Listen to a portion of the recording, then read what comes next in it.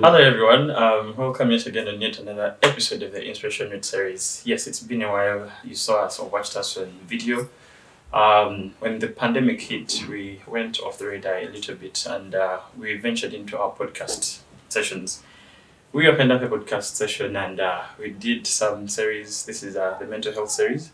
We've done 5 episodes so far. This is episode 6. If you've missed the 5, just go catch us on our podcast platforms. Apple Podcast, Google, Stitcher, name it. Just check out on your favorite podcast channel. You'll be able to catch us. The topic of today is going to be about suicidal ideations. Yes, so just get energized and let's get into it. And I can't say I'm not excited to do this. I'm quite excited and come through, join me on this venture. I'm not alone, I'm having a guest and I just can't wait, to introduce him and we're going to get started. If you like this episode, please feel free to subscribe on all our platforms. We're on YouTube and social media, on our Instagram and our Facebook. Please go there and subscribe, follow us, do something, a thing or two there, just to catch up with our content. And yes, please, welcome yet again on our platform, our content, our literally everything. So we're here and we're happy to have you. Thank you for following us. The previous episodes gave us quite a boost, and that is why we're back again. Our previous episode, in episode 5, I hosted Dr. Gaba, and with us we had a full conversation on addictions. If you missed it, please go catch it. You might like it. As of today, we're going to talk about suicidal ideations. Yes, it's also another thing that's attached on this kind of mental health epidemic. Yes, the mental health epidemic is really, it's here now, and we either view it a certain kind of way, or we get a hold of it and see. Having these conversations is one way to have it. Yeah. Yes. Otherwise, we're in Kampala, like you see, when I'm chivuga kubes. Yes, it's a chilly morning, like you see, and ADF is having its issues. Nigeria is big Nigeria. Uganda is the economy, our political situations.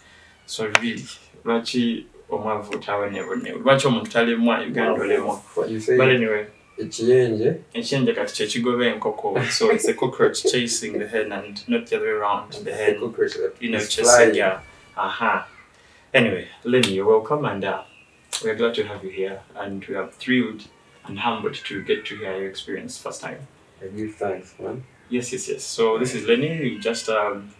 Lenny is a friend. I will talk about himself in a few words and please take us away. My name is Lenny Shakur Lenny. That's how you easily find me anywhere else. Or on social media, that's how I used to go by, Shakur Lenny. So, I'm a Lugbara from Maracha. How do Lugbaras greet again? I know Filafi was generally called your chief. Imingonia. Imingoni, how are you people? You guys do? Yeah. Okay. If you're good, you go like Amala. That's a group. If you're alone, Mala. So, Japadola, they say, which I don't know which people say yoga. Yoga is yoga. No, whatever. Yeah. Anyway, go on. Those are greetings in different Ugandan languages. So but they all mean the same thing. How are you? Hope you will be blessed. So yeah. What I do, I'm a graphic designer. Alright. When I break that down, I'm an illustrator and I do UI design. More the world is headed towards social media but and that kind of thing. We don't want to give me services. I mean, we don't want to use my services. Okay. We Ugandans. Oh. I mean, we consider illustrations and UI wireframes. We think those are things that are not important. But if we had to do those things before we did certain things, I think it would be a little bit better. But that's a discussion for another day. So that's what I do. Alright. Yeah.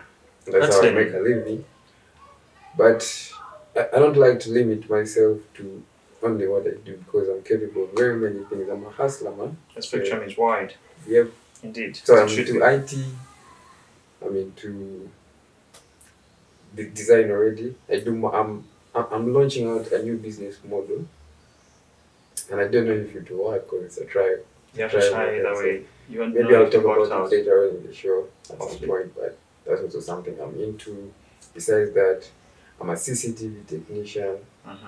a lot of projects in my names. He's the guy you need. So you have any deal running, he's the guy. So for your security, you know. To security guru. Yeah, I worked with Huawei. We were installing the CCTVs for police. Oh. Yeah. Cool. Maintaining and all that. So that's why I got a lot of knowledge that I think when I look at CCTVs today is not being used in. So Though it should be used. yeah. Alright, let's So there are a few of the things I do, but we are not here to talk about what I do. Indeed. We're here to talk about experiences. Cool. Yeah.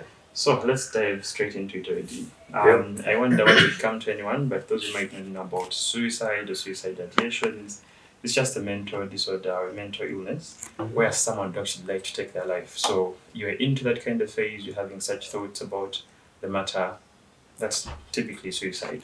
So yes, and Lenny is actually a recovering or a recovered victim. Should I put it that way? At this point, it's a little bit safe to say recovered. Recovered. Yeah. Recovered it is. Recovered victim, and he's going to share his story with us. When it comes to ideation of the sort, there is usually a cycle of things. Yeah. I'm sure it just doesn't dawn onto someone. You like, boom, you wake up one morning. It's not like Christmas. It's not Christmas. Oh yeah, Christmas, my birthday, by the way. Yeah. Yeah, so gifts, bring them coming. But anyway, it's not like it's just going to dawn on Christmas, boom, Yeah. So how really does it come?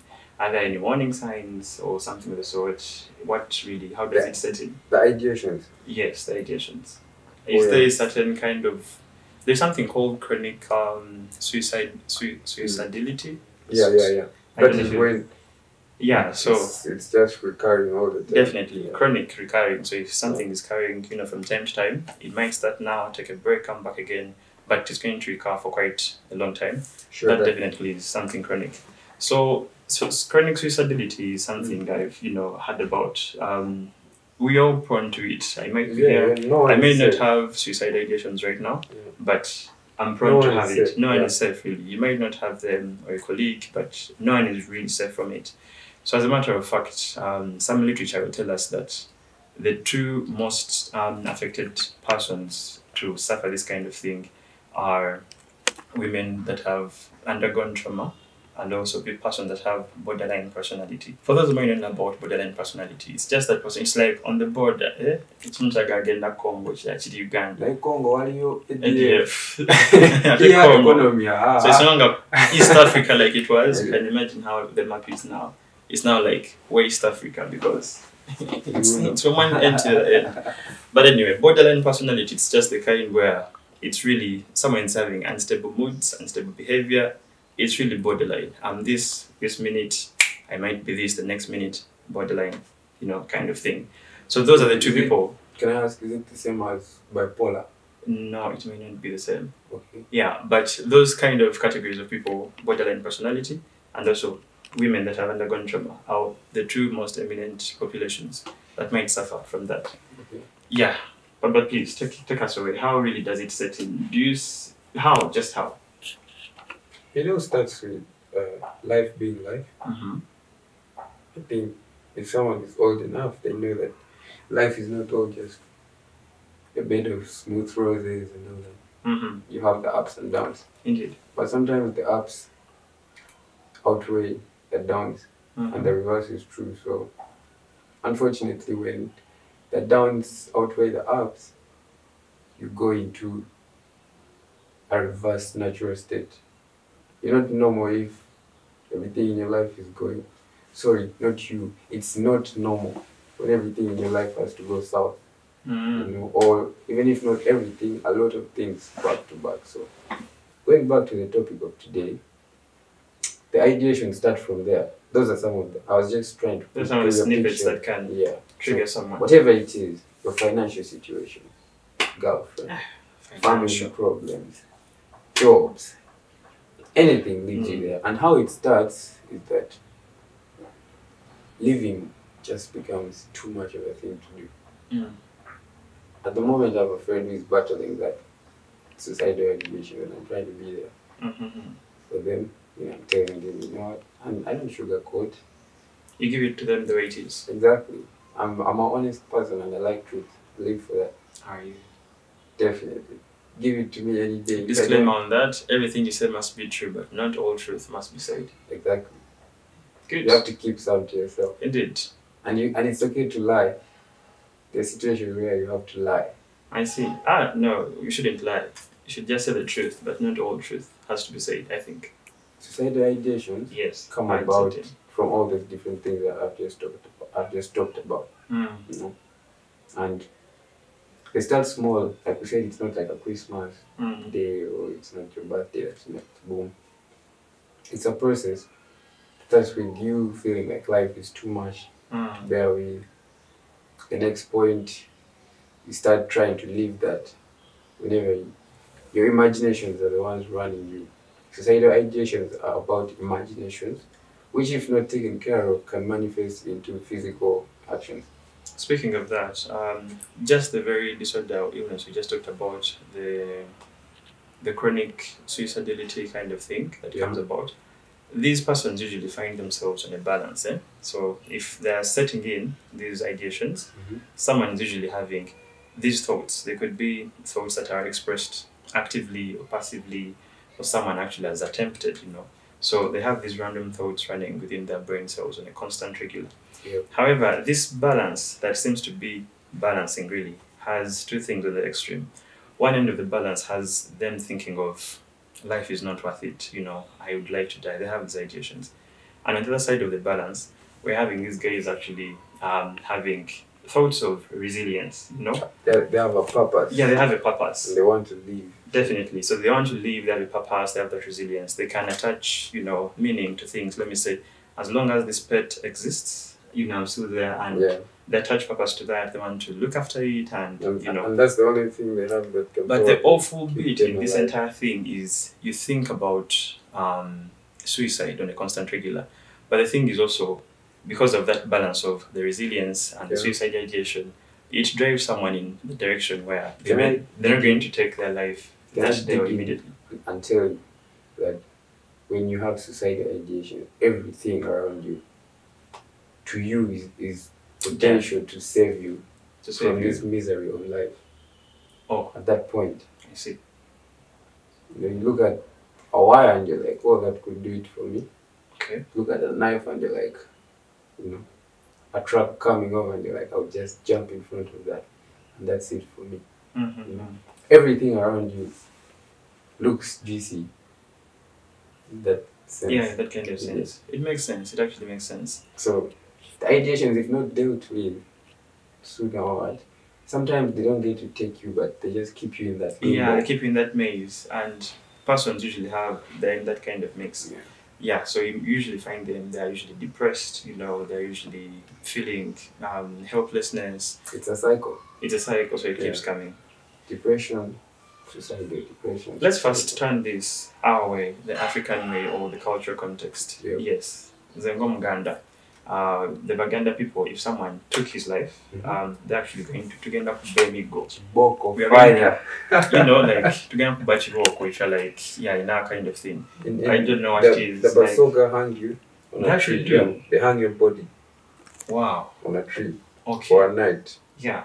But the pinch in this is that the cultural context from where we're coming and vis-a-vis where we're headed, mental health hasn't been an issue. I don't know if you guys have seen that meme going around where you ask an African mom or you try to tell them that, mom, and maybe I'm going to go and commit suicide, literally translated that way. And this African mom is going to vividly tell this child of hers that, first help me do the dishes, and then you can go do what you want. It's not a thing, yes. And even when it happens, no one's going to think of, why did they, take their lives? Later on. Yes. Yeah. How do you think you can easily navigate, from that kind of narrative in the African context? Because you see, we have a great deal of people that are still very conservative. But why should someone commit suicide? So you don't jump far, go and that kind of thing. They hang you on a tree and stuff like that. Yes. Did you ever express your emotions to anyone, as you're going through it? No. Not a single person. Okay. How about in the sense that someone has actually committed suicide? Yeah. There's usually a balance between narcissism vis-a-vis betrayal. narcissism in the sense that someone might think of it, he's selfish or she's selfish. Yeah. Why would she take her life when she has all these kids? Why would he? So it's about, that person. And then that person is also looking at it in the sense that it's about me and the conditions I'm going through. Yeah. And then the persons that are They around don't me. know. Yeah, they don't know. Let me tell you from So, my experience. From your experience, yes. From my experience, the time I started. Did you ever think it might be, is it about you? Did you ever think about the people that love you dearly? Or did it just come that way? Did you ever think about in my notebook, Mhm. that one of the people I think about most gave me, I had a couple of pages. Did you use the journal? Yeah, started journaling during that process. So I had a couple of pages called Dead Men Tell No Tales, or something like that, or Dead Men's Tales. So I wrote a lot of shit on those pages. And these pages, I wrote what I felt at that moment. I still don't read them up to today. I think I've only seen one of them and I never read them. Okay. But I want to. But I'm leaving it to mature because I know I was a hard one. You get. So most times when you're with people, I was living with a family, with my family, mom, brother, sister, that kind of shit. Happy people. Yeah. But I was always the one who is isolated on the side because they say they love TV, they love news, and I can't sit there to watch it with them. And the house is not so big that if you went to the other room, you won't hear the distraction still, so it's still there. My only solace was I get earphones, jump on my PC, do design, listen to music, look out of the world. That's the only way I dealt with that shit. I never shared build it a glass wall around you. Yeah, because even when I was going through that shit, they would tell, okay, this guy is not fine. Like, of course, you all change. Okay. But no one gives a shit. Oh. Yeah, just like, maybe he just doesn't want to talk to us. Or he just, talk. Like, Africans don't give a shit. Yeah, it's not there. I'm not being stereotypical, but I'm speaking from it. We're very conservative We with are not certain topics. Caucasians about us. So. We were stereotypical at that time. Everyone in the house. So even me, I had the stereotype that they're all the same. So I would share it with anyone. So I was here living with a family, but crumbling inside. And that was some years back.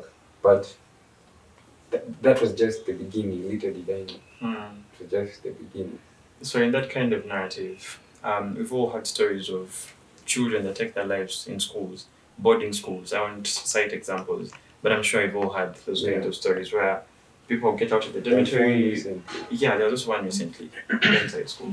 But yeah, when people come back to the dormitory only to find someone, or someone went missing, and they never get to see these things happen.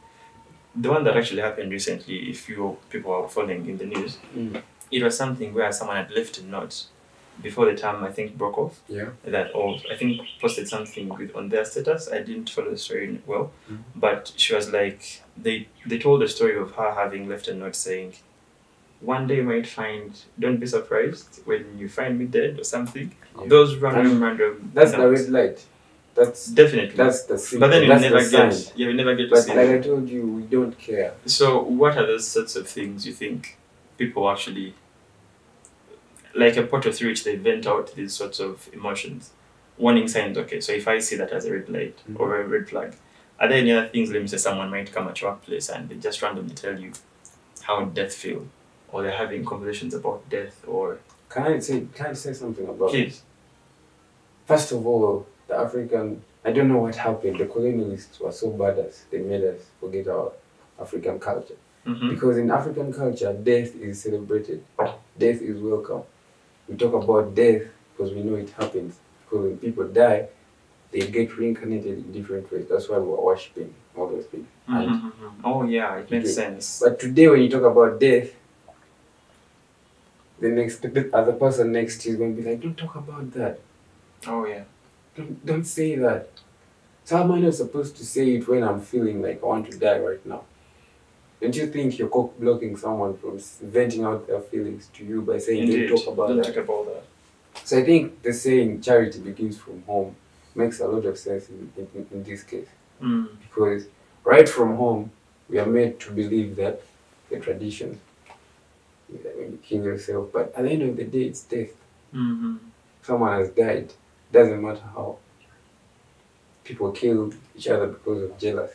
Yeah. And it's normal for culture. And when someone takes their life, well, that is culture and tradition, so I can't go back and argue about that. But times have changed, and you would expect that people now should be facing things head on, but they still hide away from them. So until we welcome the idea that death is part and end of life, then we might not even talk about these mental health issues. Because if we can talk about the root causes or what we look at, which is far while we're still here, if we can't talk about that, how are we going to talk about what is here now? That I'm depressed, I'm suicidal? No. I keep it to myself. Keep writing those notes. With the exception of writing notes, because some of them... Or recently I've seen there is a Twitter page, the confessions page. Oh yeah. Then I use Reddit too, so I follow those. I like things to do with confession. In an anonymous manner, of course. Yeah, so I follow it everywhere I can. People sometimes post their last death wishes on confessions pages. And I don't know if they die, but I'll never know. Because oftentimes these posts come up as deleted. Oh yeah. Person do it. So you can't know what happened after that. After that. Yeah. But always I just close my eyes and hope they really get better. Because suicidal ideations are just thoughts. Yeah. So if people would have that open space to vent freely, that you can trust your auntie, you vent with her, she'll handle this issue in a natural manner, or I can talk to a friend, you know. I think it also comes back to us, with the exception of the victim. If you're not if you're not actually experiencing it, but then just to be a little bit more conscious about our friends. And you can't know. Exactly. That is why we have to start making sensible relations with people. That way you can connect with people.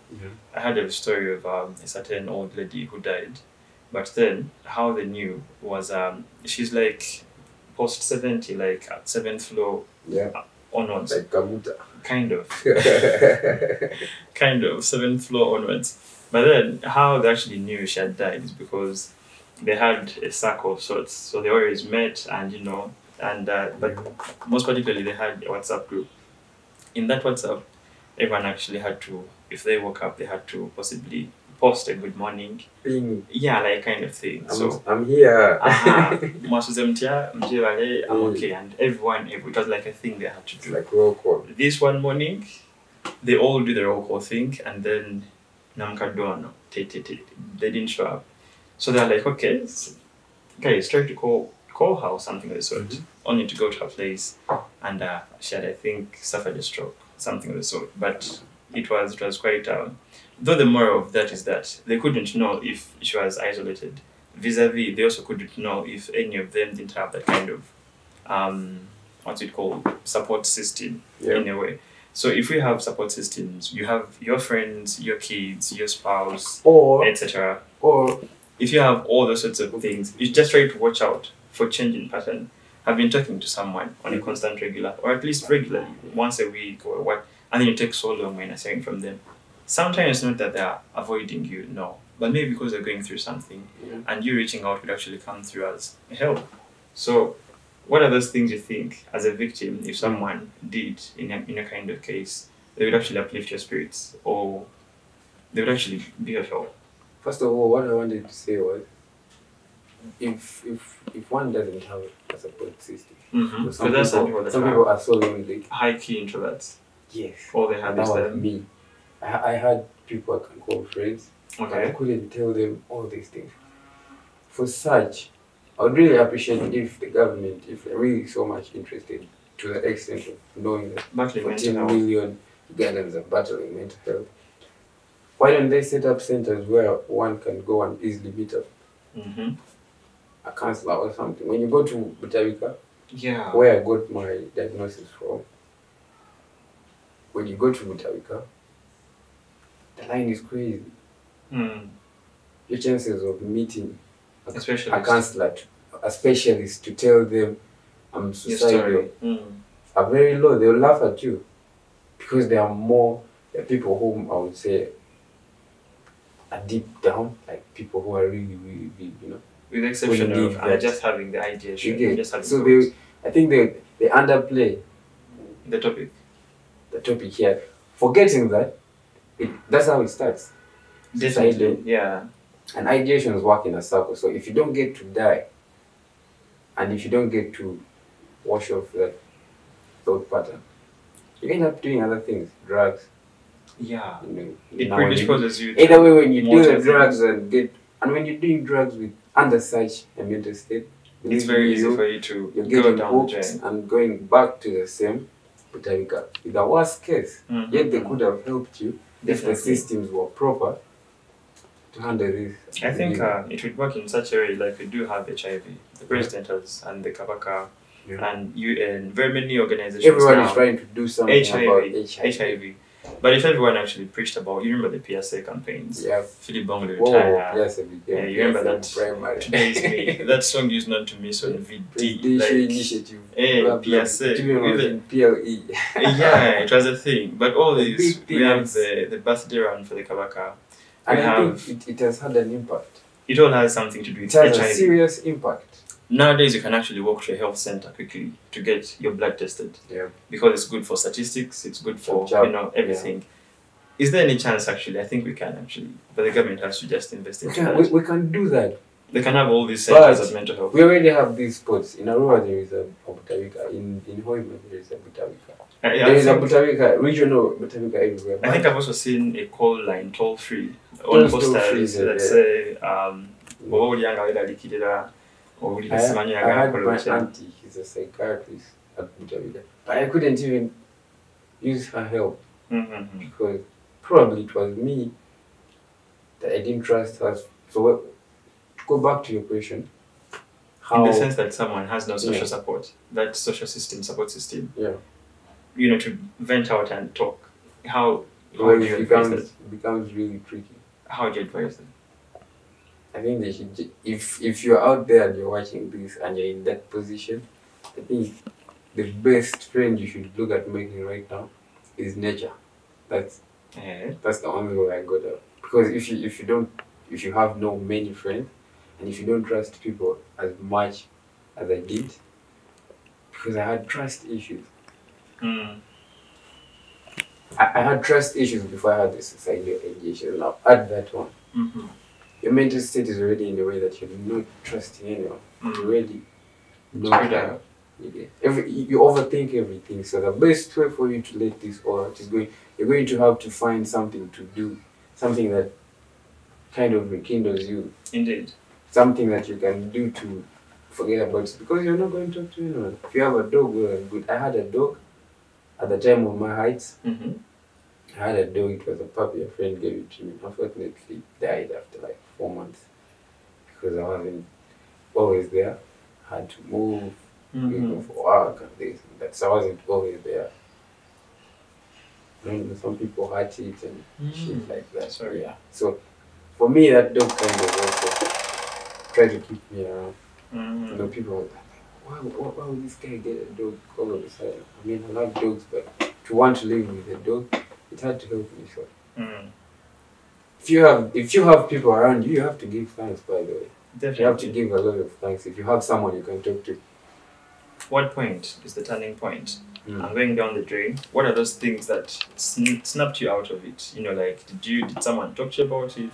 Was it the Bible? I had tweeted something about my life, and I think if someone read it on the other side, they would think that, man, this guy is like, and that was it, man.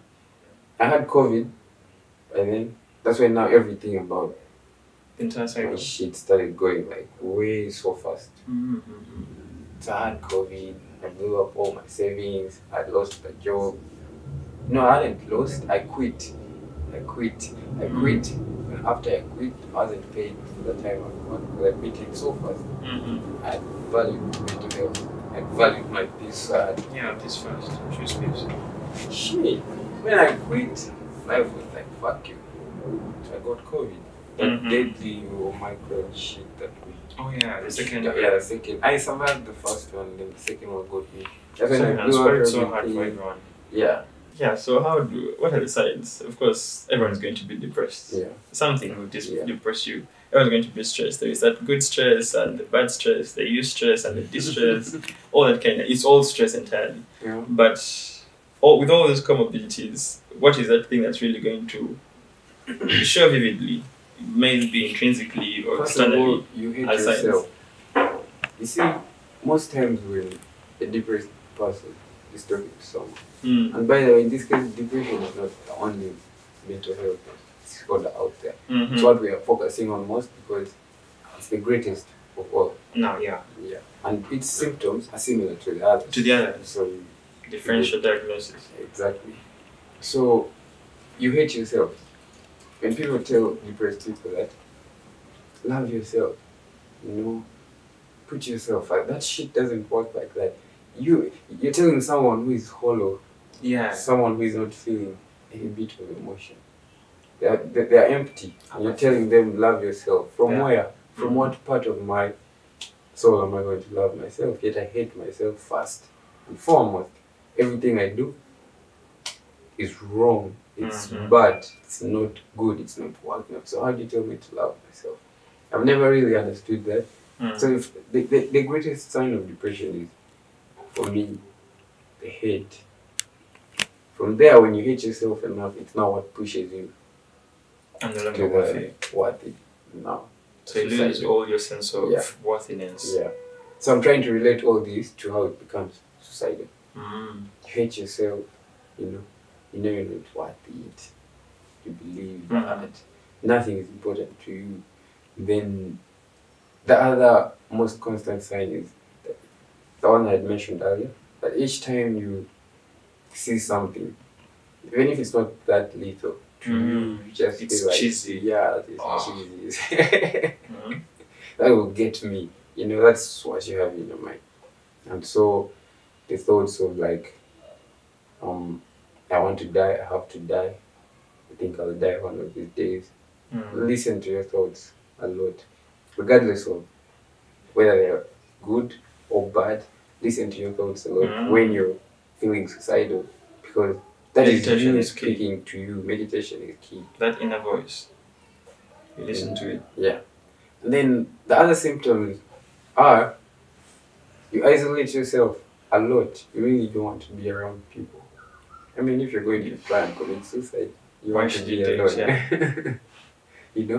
And then there was something, I later on realized it was OCD for me to just be like, these are thoughts. You know how you'd be moving in like a market, and then I would just imagine myself in a car, big truck, ramming over people, all that.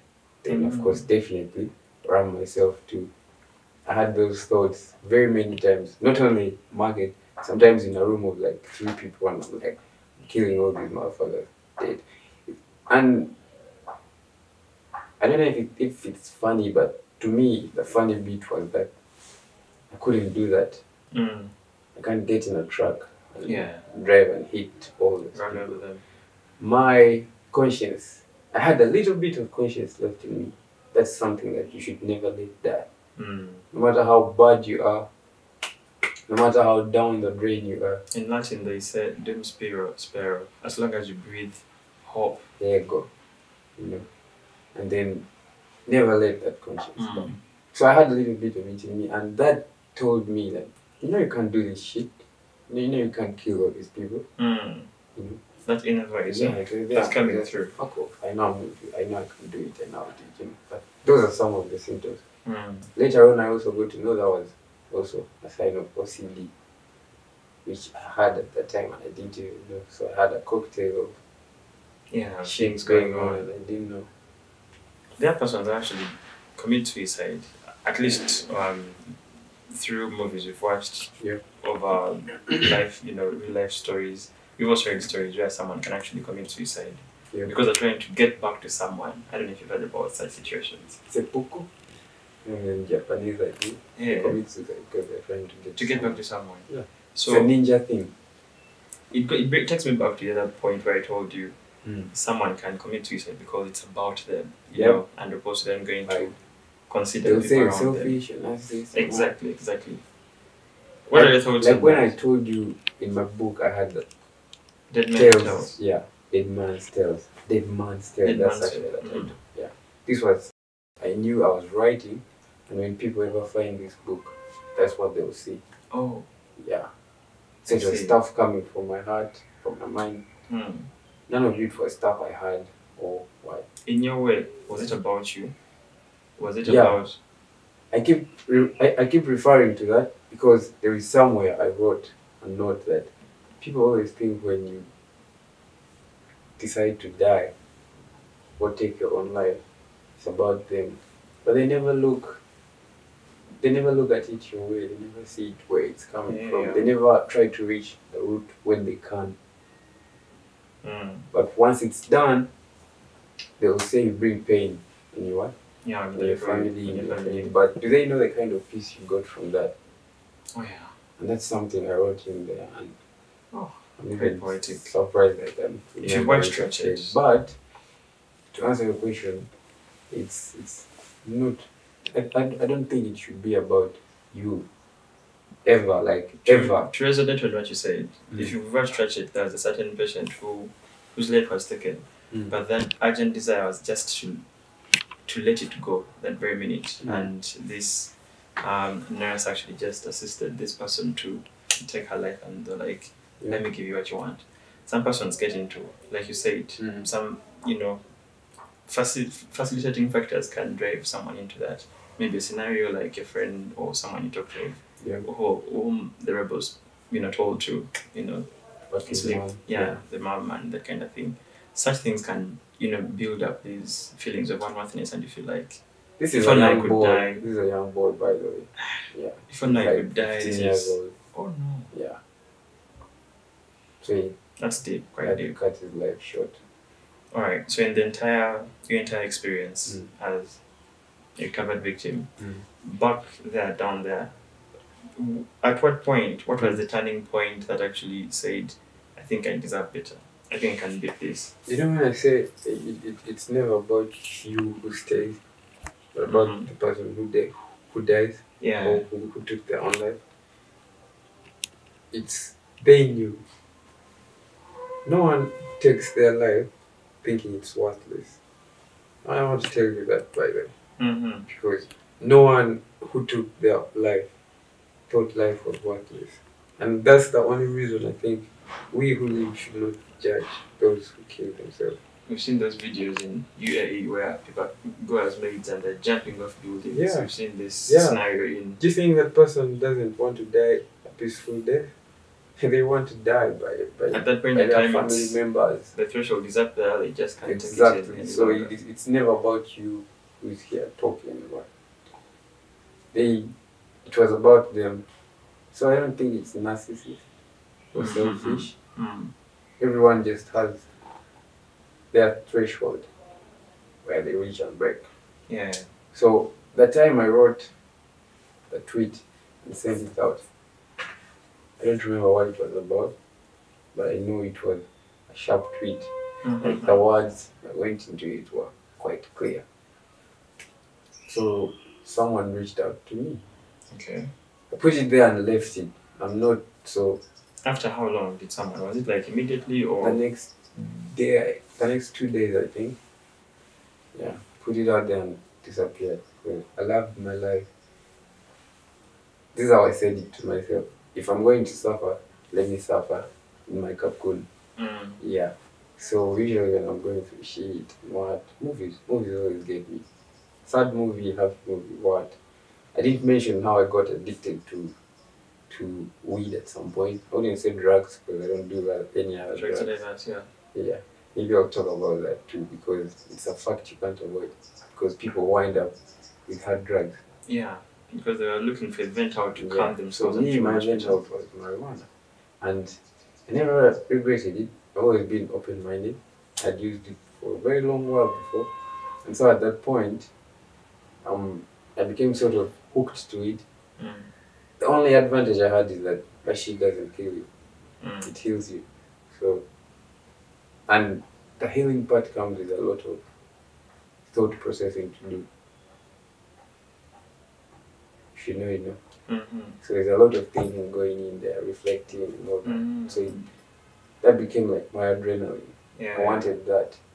I'd stay in the house because I was sick for 3 weeks straight, running out of money, but I always had stock of weed, you know. And a friend had sent it to me like, oh man, just be happy. They didn't even know what I was going through. They just said, be happy. Oh wow. Ethiopian shit, and it was nice. It took me for like 2 months. That was a lot of weed. That was a lot. Good weed though. Was it nice? Very nice. Ethiopia. Okay, I don't know the taste, man. But I mean, as in it came from Ethiopia. Hey, that must be nice. Yeah. So I got hooked along that time, and I was only glad because it wasn't synthetic. Because I've had stories of friends and people I've met who have told me that's how I started. I needed solace. I needed a way out, and weed couldn't do it for me. So if I could have stayed on it for that long, I had to be grateful. Weed couldn't do it for me, so I had to find a harder drug. That's how I ended up on cocaine. Or that's how I started doing pills. Oh yeah. With time, they still couldn't do it for me.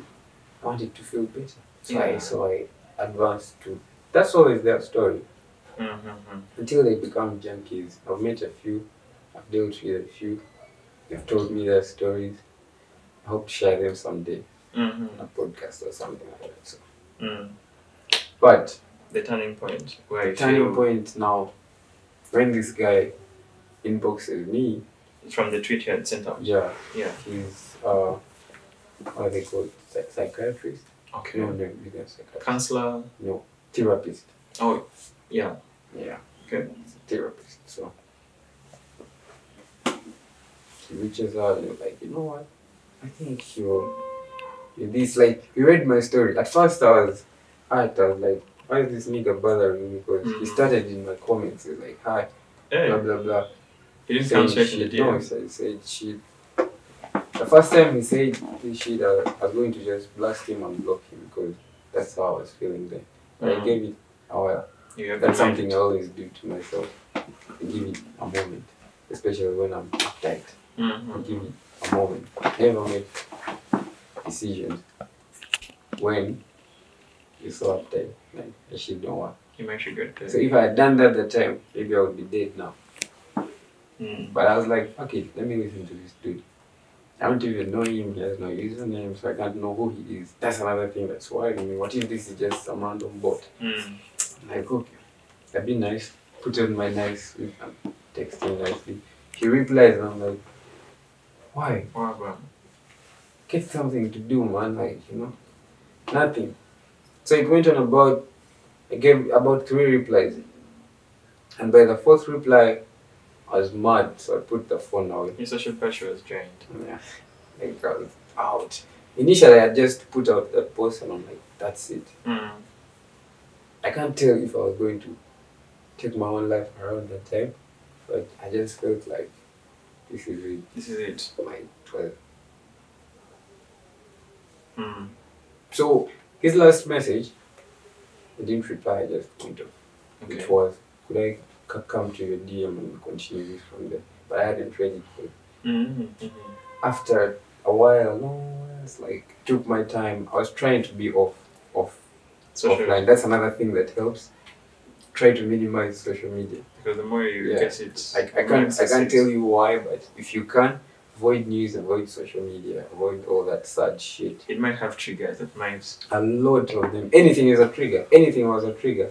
He was a trigger to me by that time. Before he DM'd me, he kept asking me in the tweets for signs. So I'm here thinking, what's wrong with this guy? My tweet is clear, you know, about how I'm tired of all these things. About it, man. And she's asking me for the signs and symptoms and hows. And I'm here thinking, what's up with this? God, I don't know. So I got fed up and I left it. He did actually ask to DM me from there. I just let it hang. Then he came to my DM and nicely asked. But then I had kind of seen from his flow in the comments that I think this guy is just right. So that actually gave me a lot to think about, because it took about 2 days before we said anything. So I was just taking the time. I would come online, reply, get offline. Take my time, never think about it. And then, oh shit, I was trying to talk to someone, then go back. So the whole time I was thinking, I don't know this guy. He doesn't know me. He's a stranger. We don't have any mutual followers or followings. But when I look through his TL, that's why I think sometimes it's cool to organize a TL in some way. Because when I look through his TL, it's all about mastering life, conquering this, the same shit that Inspiration Route is trying to do. Except for him, he has a spiritual approach to it. You know, this is how you should try to live your partner. No, then I was like, so why is this nigga trying to help me like this? So he just kept asking me, so how, what, how. I was frustrated. But a part of me kept replying those questions with big threads of detailed explanations of how I was feeling to him. And I don't know why, but later on I just realized this guy, like, he just decided to help me because of what he said. He was a therapist. He didn't even ask for money. And it came naturally. He's in India. He's based in India. Wow. He's like a therapist whom you have to pay. That's what I'm trying to say. Professionally. A professional therapist who would work on you where any part of the world. So, and he reached out to me, so humble, trying to help me even when I was being an asshole to him. You know, being a serious a-hole in the beginning. But I think it's a good thing you also try to have patience. Yeah. On our end, as we try to have so patience. I think his level of kindness and humility is what it made me think for 2 days, and that just made me feel like, I think if a stranger can do this to me just to save me from my worst, I think I want to live some more and see that I can also help someone. That's why I was able to stay and listen to my friend. I told you I have a friend who's currently battling suicidal ideas, and you have to keep checking in with them. After you graduated from, let me say, victim to victor, you know, you've combated this. Yeah. How best can we cope so that we move away from the notion of relapse? Because I'd like to think. Let me come to that. I'm going to have triggers. Yeah. But as long as I'm still having the triggers, but then I still want to cope. Let me come to that with my experience. When his name was Nadine, very nice guy. When Nadine offered me therapy, I was like, I told him, man, I'm struggling right now. I don't even have any money to feed. I was really that bad at that time. Like, I had mental issues and I was struggling to survive barely. It's a concoction thing. You get, so it was a mix-up of things. I had no job, I'd run out of my savings. I just don't know how to bake, so I wasn't a baker. So I was in a downward spiral, a serious one, head first, headed for the rock. And I told him, man, I can't even afford a meal for today, today's lunch. I don't know how I had data though. For real, I don't know. I was like, I can't even afford meals for today. How do you want me to pay you for it? He just told me, no, Shakur, don't worry. So he took me through a 2-day process with a 3rd day for follow-up. I thought I'd sent you some money. No, he gave me more than money. Indeed. He gave me more than money. He gave me a chance to bounce back. Definitely. And in this process of therapy, okay, I won't go into the details, but it wasn't really like he used anything else. He just used my mind to fix the issue. So it was that simple, but I'm forgetting how they call that therapy, but someone gets into hypnosis. So before that, I had done a lot of hypnosis. I'd been a serial meditator. But this one time, someone hypnotizing you over the phone from a different planet was so mind-blowing. And so that is what also, in the process, he helped me raise some subconscious guards. Because we acknowledge that life will always be a bitch. Definitely. So just because I had some therapy that time, it didn't mean that I might not get the same issues. The relapse rate. Yeah. So Sometimes exactly again, that. so even when that shit came back,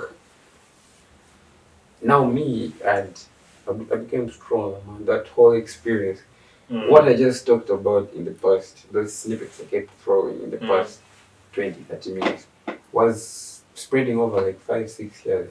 It was a long time, so it was that bad, and I didn't realize for a long time. 6 years. Yeah. So even now, when shit still goes sour, I can still find myself there, and maybe I'll lack what to eat for whichever reason or any other problem. Recently, I got a major blow. I'm a graphic designer, and my portfolio is my workplace, and I lost the only backup I ever had. So I have to rebuild another one from like scratch. But you still have to compose yourself minus having to attach without being depressed, without going downward spiral. It's not so long ago, it's just to be honest, I still haven't dealt with that event, but I've managed to hold it down. I've not gone crazy over it. Yeah, even though I know it's very bad. It's affecting me greatly. Day in, day out. Losing those files affects me in my job and whatnot. But I managed to stay in control, and to be honest, the only explanation I have is that it's subconscious. I don't wake up in the morning and tell myself, today I'm not going to think about the consequences of losing work. No, I wake up in the morning, give my thanks, meditate if I have the time. If I don't, good, I move on. I keep my peace. Literally, I just follow my intuition and do what is going to bring me peace. And that way, the subconscious deals with the other, what would have been, I would say in quotes, negative feelings of losing a lot of my work. So if you say that balance, the positive bit outweighs the negative bit. No. Okay, yes. Literally. In a positive way. You're finding in a layman's word, you have to focus on those positive ones. Yes. So whether they outweigh or not, focus on them. It doesn't matter. Just focus on them. Be grateful. Look at the glass half full. Exactly. I'm not a pessimist. What? Optimist. I'm not an optimist. Optimism is the opposite of pessimism. I think I'm a pessimist. No, you're an optimist. Pessimist is half empty. Okay. I don't understand it in that analogy, but how I understand it is I don't look forward. Okay. I don't like hoping. Oh, yeah, okay. I like you're realist. It's this, yeah. And bois. I'm hungry now. I'm not there hoping. I hope I'll be full later. You live for now. I live for now. I acknowledge the reality of the moment, and personally, that's the way I've been able to deal with shit. Stoicism is key. What she has just talked about, it actually is the philosophy of Stoicism, and some of these things are actually quite good. They get to, encompass a great deal of all these sorts of ideas. Reading helps, and if you're there and you're wondering how you can help actually, I think one of the things where you can actually visibly and physically help is, one, you really, first of all, make meaningful relationships. Make meaningful relationships with people, get to understand people, get to know people, and within that kind of way, you have your social, circle, your support system, and ABCDE. You have their back, they have your back. That way, it is easy for them to identify quality friends. I think it's quality over quantity. Yeah, the likes won't pay the bills. Okay, yeah, but. Some you have to likes. Yeah. But the thing is, when you have quality friends, they'll get to notice that you are derailing, off the track, and it can get to chip in. And quality friends are kind of friends who tell you, man, what you're doing is shit. Yeah, they're going to call you out. Yeah, definitely. So if someone, you're in such a relationship with people who really, refer to you as a friend, as a confidant, something of the sort, you can watch out. You can watch out for them, and vice versa. And then another thing could be, meditation is a thing. You get to meditate. This is two-way. How can you help your person vis-a-vis how they can help? He has given us the analogy of how to self-help, if you're a victim. But then if you are the person who is having, a person within. Can I answer that now? From my experience, I never got anyone to talk to me because I was always worried of how they're going to talk back to me. Not in a worry that they will tell me things the way it is, because that I already knew. But how? Am I bothering them? Those are the kinds of guilt you may have. Maybe I'm bothering them. Why am I telling them too much? Why am I giving all this? Now, for someone who is reserved like me, I don't like giving much away about me. And this, recording this was a major step. If you're dealing with someone who is going through this shit, you have to look out for the symptoms. Yes. But you have to be very observant. The symptoms I gave mostly are for for you to self-realize. The other symptoms that you would notice, say if I was living with you or you're my friend, and you would notice a change in me. Your behavior. And it's your obligation as the normal one in this situation to ask. Like you have to be proactive. You have to help a mental health victim. You have to be proactive. You reach out. The highest chances are they're not going to tell you. No one's going to tell you I'm depressed, hoping you to help them. Those chances are very low. But if you're proactive, you can know that this has been steady. Because depression is not like sadness, by the way. You can be sad because you lost your phone. But that sadness will only be like 1 day, 2 days, 3 days. Probably you get another phone and move on. Definitely. Depression would be like you lost your phone and your whole life was probably not phone, your job or what. So it's gone, right? It's beyond getting a new phone. You might get a phone. It won't have to replace and then you'll still have that sad, another sad, then sad, some more sadness. Now that is depression. So even if someone is faking that smile, I think you can still look through that. But again, that only happens if you're proactive. You have to be on the lookout for a friend. But this guy has been jolly today, and then now he's posting weird shit, or now he's like this.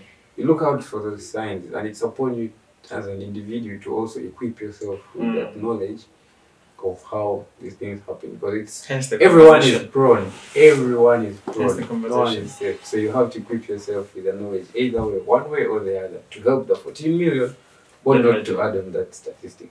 We actually need to watch out for the warning signs. So if you have a colleague and then they're posting something on their status and it's really graphic, or it is really alarming, and they're not really used to posting such things. Look out, like just take a hi, take them out, have a conversation with them and see how are really things coming along.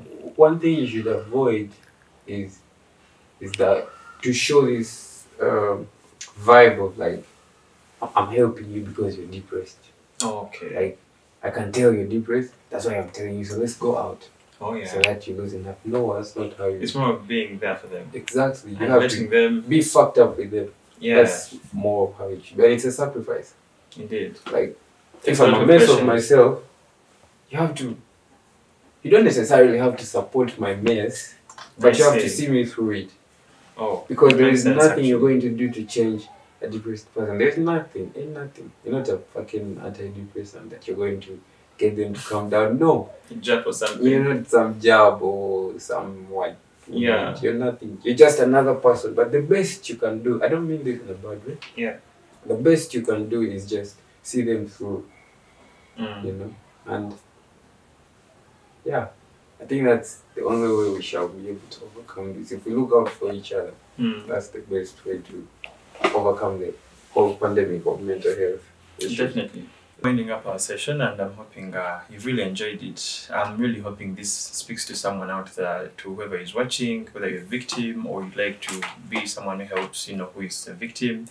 When you get to identify these people, you'd like to maybe take them to hospital, let them go to Utawika and, give them a helpline, something of the sort, to see that we curb this entire mental health pandemic, particularly the suicidal bit. So Lenny, as you wind it up, I want you to give us a catalytic one last bit. Let me start. In the sense that, to victims per se. Let me start with someone who would love to help. Yeah. First of all, keep an open mind. Okay. never help a depressed person with a closed mind, because their mind is already closed. Oh yeah. Depressed, anxious, OCD, bipolar, whatever it is, mental health disorder.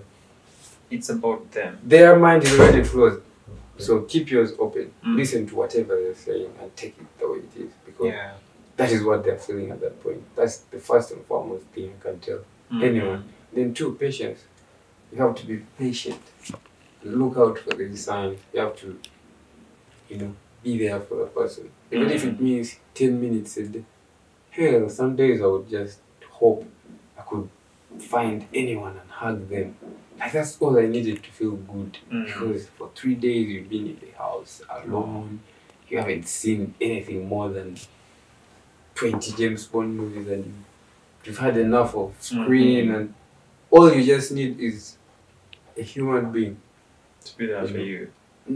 Not even to be there for you, just to tell you, man, you matter, or or to hug you and give you a hug, or just to bonga you. That would sometimes just by yourself be in the situation. So you have to be there for them, even if you can't do it for a whole day or an hour. Just when you're there, just be there for them in that moment, and do it with an open mind. And then one morning I just woke up. I'm like, I think I need to check into the hospital. That is now before I go to meet Nabin. Before Nabin go to help me. Nabin helped you before the hospital yourself? After me checking myself into the hospital. Yeah. Actually, the post was in relation to that. The hospital experience. I woke up and took myself to Butavika. I sat in the line with others. I looked at other victims. And speaking of Butavika, what was the experience like? Because we have our government facilities and how they really, and now this being a sensitive issue vis-a-vis how the topic is, perceived. First of all, the psychiatrist who worked on me did so nicely, although he was elusive. I tend to think, if I look back then, maybe he didn't know what he was doing, but he looked old and seemed to be like quite the professional. So I don't know, because I kept telling him my symptoms, and he kept running away from them. And then he just got some paper, slapped on it, post-COVID depression. Yet I knew my issues were deeper than that, but he didn't seem to care. So I can't say it's the best help you're going to get, because in the end they only gave me a bunch of pills, antidepressants to take, which I stopped after the Beans encounter. Totally, yeah. I stopped, and since then I've never taken any antidepressants. Yeah. Oh, so to the victim. So it wasn't the best experience, but it is a good start. Yeah. To at least I would advise anyone to go there, regardless of the experience. The people are nice. The experience, I mean, is the medical experience, not the people are nice. Nice, like everyone is nice. Even people you think I'm mad, you would call mad. Yeah. These people are all just there in their own world. I mean, everyone is going through their own shit. Indeed. And it's wrong to think my problem is bigger or smaller. No, we are all victims of the same thing here. So that is to someone who would like to take care. These people are dealing. Then to you who is going through that shit, suicidal thoughts and what, there is nothing I can say that would heal you from whatever you're going through. You must have lost someone. Maybe you are sexually harassed. Your life is not going good. I can't change that. But what I can tell you is that, let me look that straight in the camera and say, what I can tell you is that life is life. You have to accept life for what it is, for what it presents to you. And life is not just, nice mushroom soup and good French bread, or just a bed of roses. It's also shit too. And if you think the shit part is the one that will lead you to probably give up, you're forgetting that the better parts are there too. I think the best thing for someone who is a victim to do is look into whatever it is that is pushing you there, and then find solace there. People tend to avoid their darkest secrets and pasts and experiences, but from experience I found that embracing your dark beats. Facing them head on. Face them, don't run away from them. Running away from them, not in the sense of committing suicide, but Postpones them. it just keeps postponing. Don't run away from your problems. Don't. Well, you might choose to commit suicide. I can't stop you by just saying, but I hope I can tell you something that will make you realize that yes, you could have committed suicide, but also you could have stayed. One more day is my rule. You take it a day at a time. If I can just take it one more day, just today. Okay, day. Let's see how today goes. If I'm feeling shit right now, let me just take it one more day and see if tomorrow I'll still feel the same way. Of course, I might, but keep an open mind. Even you who is the victim, you have to keep an open mind. Because, like I've said, life is different for everyone. Today will be a good day, tomorrow will be a bad day. Tomorrow morning might start well, by evening it might be different. So you just have to keep an open mind to life, and regardless of the pain you're going through, I'm sure one day will become another day. And along the way, help will come. Help always comes. Mother Nature never lets their people down. And if help doesn't come, accept that everyone has to accept that death is there. It's a reality. But one thing I want to emphasize most is accept, welcome, and dine with your devils. That's the best way I can put it. Life is not about light. All our dark experiences, they made us. You see, the mind is funny. The mind is divided into, I think, 3 categories: subconscious, unconscious, blah, blah, blah. But ego, super ego. What we can control is on the mind on top. This is what helps us think. This is what helps me get a pillow like this and toss it at you. That's the top mind. The subconscious mind is what controls our feelings, our reactions, our beliefs. It's deep in there. It's deeper. It's not just here on thoughts. So if your dark experiences are there, you don't expect to control your whole life by reasoning, just with your top mind. Indeed. Your open mind. No, not your open mind as such, but the first layer of your mind. Yeah. Because the dark experiences are stored at the bottom of our hearts, deep inside. So we have to go there, face them. They don't hurt us. They've already happened. They've already gone. They're not coming back to hurt us. They're just experiences, they're memories, and above all, they're lectures to us. Indeed. If I'm to close with one beautiful quote I read from a book, and it was like, even bad experiences, the worst experiences, can make the best teachings to people and can save the best people out there. I think every situation has a good and bad. Exactly. So we have and every to focus bad situation has something. Yeah. So you have to focus again. Focus on the light. And by saying focus on the light, I mean focus on the positive things. That doesn't mean you forget the bad. The negative. You don't acknowledge it. That negative is the dark I was just talking about moments back. So you have focus. to balance. You know, it's like the yin yang. If you read Tao Te Ching, you know what I'm talking about. Life is dark, light, so you have to balance those energies. And that's it. Yeah. Thank you, really, Lenny. It's the first time you're sharing about your experience, and it's the first time I'm sharing. Some so people are going to see this and they'll be like,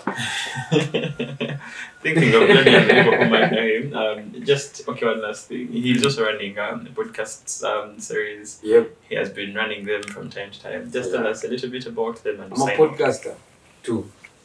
I'm a photographer. I'm an illustrator. I'm a technician, CCTV, security. Well, you can call me a security consultant. Yeah. I'll advise you on alarms, I'll advise you on CCTV, and man them, installations, maintenance, and all that shit. And podcasting, I do it for fun. Photography is also something I do for fun. Those are my hobbies. A podcast, my mind, in short. So I run a podcast on open lifestyle. We just sit and talk to people. We are open-minded. I like to see it as the podcast where you go if you want to wind down. You just want to be yourself without any boundaries and what. We have to be free because we are born to be free, like you see birds in the sky, free and such. So It's called Just For. You can just. It's on all platforms. It's called Just For. Just For. Just For. Everything for. Go. It's on all platforms. Cool. Every podcast platform. It's there, and soon we're. Actually, I haven't recorded the whole of this year because of but I'm hoping to drop an episode at the end of this month. At the end of this month. Oh. Back like whenever I left baby. I can't wait. So I hope to run mental health. I hope to incorporate mental health as part of it residentially, so it will expect a lot of mental health talk on it. Topics alongside with sense and nonsense. It's just a freestyle podcast. Good. We can't wait for it. Just for and then my business model. I don't think I'll talk about that. Really, thank you so much for joining us and sharing your experience with us. And please, everyone out there, we're trying to navigate about and around this topic of mental health in various ways. Yeah. If you realize previously we've been doing a great deal of health education, come through. I tell you about depression, about all those sorts of things. But I was thinking it's actually much key to actually get to listen or hear from actual victims who have, recovered from these things, and that way someone can get to relate, draw a few lessons, a thing or two to say how they can cope, within their situation. And that is what we're here for. So if you like this video and if you like the podcast, please go ahead, follow us on all our platforms, and give us a thumbs up if you can. And just give us a thumbs up. And thank you really for being a huge support. You can drop in the comments anything you really want us to address or talk about. Something that puts your soul on fire regarding mental health, and we shall be here to get you a victim, to get you a story, to get you anything, and see that we continue on this battle to preach about positive energy, about mental health, and embrace it as much and much more. Once again, your last words. My last words are simple. Spread peace, be kind to everyone whenever you can, and stay humble, man. Costs nothing. It costs nothing. You lose nothing when you're humble. Life is short. So read whenever you can. There is a lot of information buried out in books, in articles. Stop with that news shit. A little bit. Put a break there. Read as much as you can. If you're not a good reader, look out for podcasts. You could always listen in traffic jam or in jogging or anything. Just do what suits you, man. Go listen to Just For, have fun, but please, always show people love. Love and kindness. The world needs more of that. Once again, this is Inspiration Note. It's been a guide to our fellow millennials out there to see that we navigate through this thing called life. I'm actually a millennial. Yeah, you are. We all are. We transition through being victims of life circumstance to being victors. My name has been Terence Kalule, and thank you for really watching.